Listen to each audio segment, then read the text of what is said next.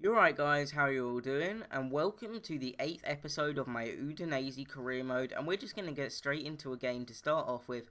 And it is, as you can see, going to be against Sampdoria in the Italian Cup. I do believe that we are in the quarter-finals of this Italian Cup, so we're on a decent cup run.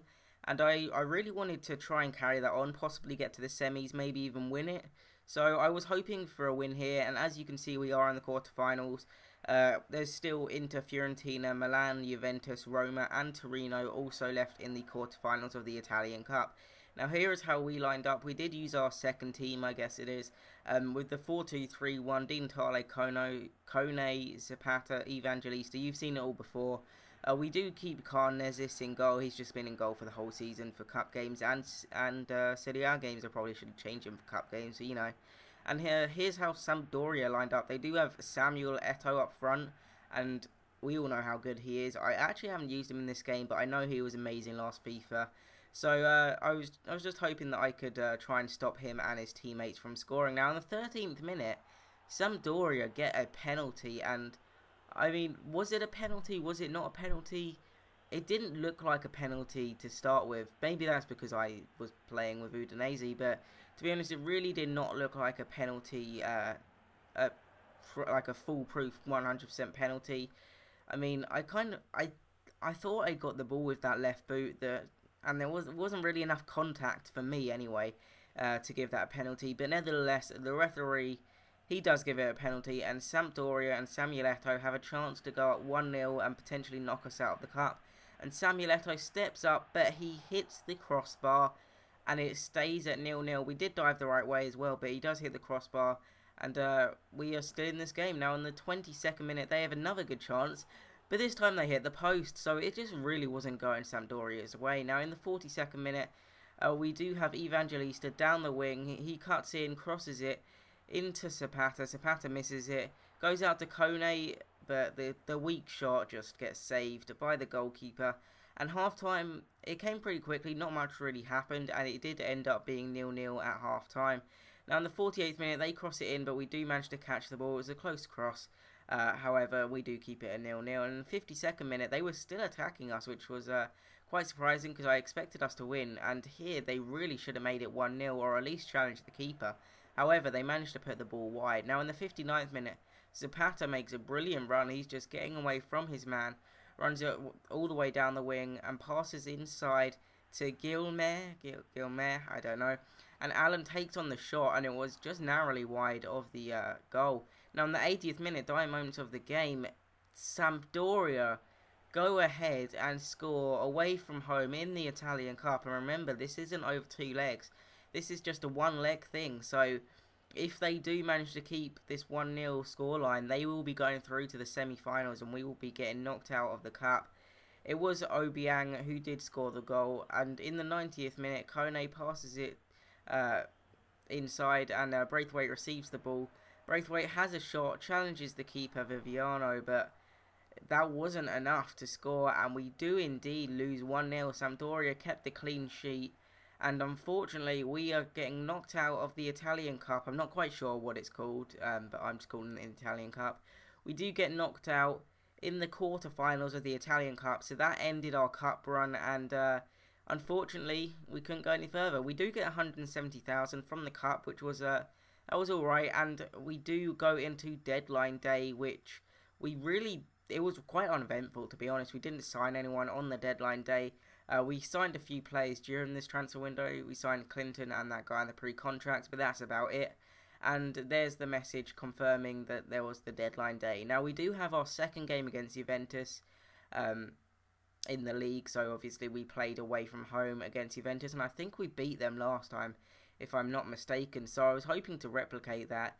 We are at home, so we do have the home fans behind us. I'm not actually sure if being at home makes a difference. However, Juventus were top of the league at this point in time, and we were 5th. So, I mean, last time we played them, I don't think they were top of the league, and this time they are. So they could have gone a lot better, and it has been a long time since we played them. So we'll have to wait and see how they perform. Now, we do bring in Hallberg into the squad, and we do play the 4-3-3, revert back to it. Because it is the formation which is working okay for us. Not great, but it's working okay for us, so I might have to change it later on, I don't really know. But yeah, we do go there, and then Tevez and Morata lead Juventus line, and I know how good this Juventus team is. Paul Pogba, Vidal, Tevez, Morata, they got Buffon, Pirlo on the bench, as you saw there, but they are a very good team. Now in the 4th minute, Braithwaite is on the ball, passes it to Clinton. I'm going to call him Clinton because I'm not quite sure how you pronounce his last name, but Braithwaite goes through and manages to hit the post. Could have made it 1-0 in the 6th minute, however, he does not. Now in the 17th minute, Tevez goes through, and an amazing block from Wagyu, our defender. Again, I'm sorry about these names. I'm not the best. But he does make a brilliant block, and it keeps it at 0-0. Now Tevez goes through again, and Canezes makes a save with his feet, and it was a very good save to keep it at 0-0. Now Clinton on the wing in the 38th minute, taking a big touch to try and get past his defenders. He runs inside, gets through 2, gets past another 2, another 2, and the referee calls it for a penalty, and I really didn't know what was going on at this point, to be honest. I mean, yes, he was getting pulled back, but where was the... he was hardly getting pulled back. He was almost bumping into each other, but where was the actual foul? I don't know. I think it's just his pace. He ran through and possibly bumped into someone, and the referee decided, oh, that must be a penalty. I really disagreed with this penalty decision, but I will take it. And Bacuna does indeed score it. But yeah, it was a very strange penalty. Let me know if you think that was a penalty in the comments below. And also tell me what you think that penalty was for, because I presume it's because he stumbled a bit, but I still don't know. So it was the strangest penalty I think I've ever had. But we do make it 1-0, and that's the score at halftime. But definitely let me know whether you thought that was a penalty or not. Personally, I would have 100% not given that as a penalty. But, you know, it's FIFA. FIFA logic is weird. Now, in the 52nd minute, we do make a good save on the line, but what was I doing there? I was trying to pass it out. Now, this is one of my problems. I try and pass out a lot. I do pass out from the back. I like to keep possession. However, some instances, you just need to boot it up the pitch or boot it for a throw-in. However, like, I really don't know what I was trying to do there, and Vidal managed to make it 1-1. So, I guess, you know, 2 weird goals in this game keeps it level, and I think that's what the scoreline, or what how the game went. That's kind of what the scoreline should have been. But Braithwaite in the 81st minute dispossesses the defender. He gets through on goal. Can he put it past Buffon? Yes, he does. And I'm sorry, I've been saying Buffon all this time. That's Hugo Lloris, isn't it? But he does put it past the goalkeeper. And we do indeed go up 2-1 in the game against Juventus, against first place. So this was a pretty good game. And to be honest, it could spark a title challenge. You never know, because we did beat the top place. That's basically 6 points, I guess, because they lose 3 and we gain 3, obviously. But that is how it ended. It ended 2-1 thanks to goals from Braithwaite and the very, very strange penalty from Bacuna. But that was it. And Bruno Fernandes after this game says, can we discuss wages? I feel like I've been playing brilliantly. And he has indeed been playing amazingly. So I did offer him the wages he wanted. And hopefully he'll accept that. But we'll have to wait and see if he accepts that after this Napoli game. And Napoli, just after Juventus, this was a very hard fixture list this episode. Obviously Sampdoria weren't the hardest. However, they did beat us 1-0, then we beat Juventus, and now we've got Napoli, who are now the new league leaders. So can we do the double, I guess, over the 2 league leaders? Who knows, because we aren't actually too far behind Napoli. And again, if we win, then that's basically 6 points, because they lose 3 and we gain 3. However, Napoli did line up Higuain up front. We all know how good Higuain is. He's been playing brilliantly in real life. It'd be interesting to see... if he moves or not, because he's been playing brilliant in real life. I don't know whether he'll stay at Napoli, but we'll have to wait and see. Now, here we line up in the same formation, same team as the team we played against Juventus with, because we won 2-1. Possibly a bit lucky with that win, but we did win 2-1 nevertheless, so we did keep the same formation and team. And Napoli were on the attack starting off. Mertens in the 26th minute passes it to Jose Callajon, or crosses it even, and Callajon should have really scored there. Now, in the 43rd minute, Napoli still on us, and Higuain, I mentioned him in real life playing amazingly, and in-game he is also playing amazingly, and he does manage to put it in. I mean, I know it wasn't the greatest of goals, it was an open goal, but he was in the right position. His attacking positioning was very good, and unfortunately we do go down to the new league leaders just before half-time. That's his 6th goal, and that's probably one of the worst times to concede just before half-time. Now in the 54th minute, Braithwaite goes through, he cuts inside, he does a little finesse shot, but unfortunately the goalkeeper manages to save it, and it was a pretty decent save, to be honest. And from the resulting corner, Fernandez, who we just offered a new contract, whips it in. Wage, which is how I'm going to pronounce it. I know that's definitely not how you pronounce it.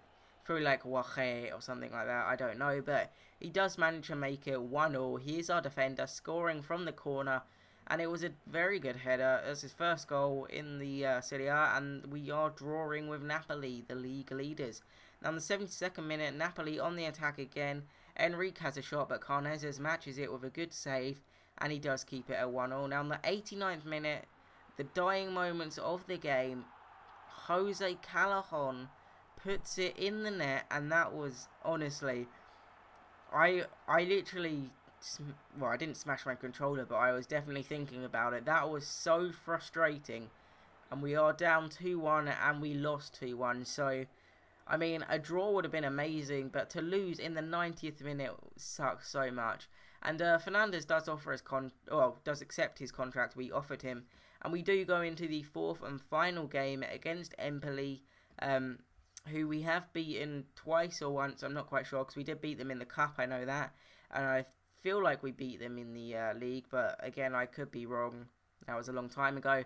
And they are currently 11th, we've currently dropped down into 6th place, out of the Europa League spots, which, I mean, at the start I said I wanted to push for the Champions League. I believe I said that anyway, but that's what I wanted to do. That was my aim. However, now I'm thinking more, well, let's try and get into a Europa League spot.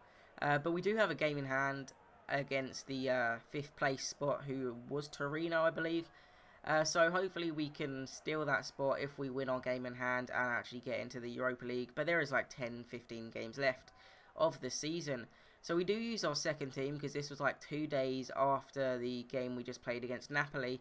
And we have a decent team out, not our best team as I said, but it's a decent enough team to beat Empoli, well it should be at least anyway. Now in the 27th minute they were on the attack, they cross it in, they header it back, and they do have an effort on goal, and it was a weird effort, but our goalkeeper managed to save it comfortably. Now Di Natale passes it through to Gilmer, yep, Gilmer.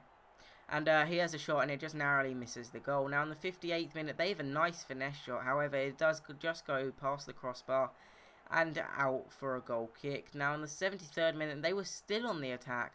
And unfortunately, I said at the start, we should have a good enough team. We should. But unfortunately, we don't. They do manage to score 1-0, and I didn't even look at the replay of the goal like I usually do, because I was so mad. And then this happened. They score another headed goal. So if it wasn't bad enough scoring, Napoli scoring a late goal last game, Empoli have scored 2 goals in the 70th minute. It was so annoying. I'm not quite sure where my defenders are. I believe I went on like attacking or ultra attacking to try and get a draw. However, we do manage to lose this game 2-0, and that really puts our Europa League spot aim in jeopardy, because we might not be able to get there. We'll have to wait and see. And as you can see, we are in 7th place. However, we do have a game in hand, and we can still retake that 5th spot. But yeah, that was the 4th game, and that was the final game of this episode. So make sure to leave a like if you did enjoy this episode. Here's the squad report, as always, on your screen. But apart from that, that's it. Thank you for watching, and have a brilliant day.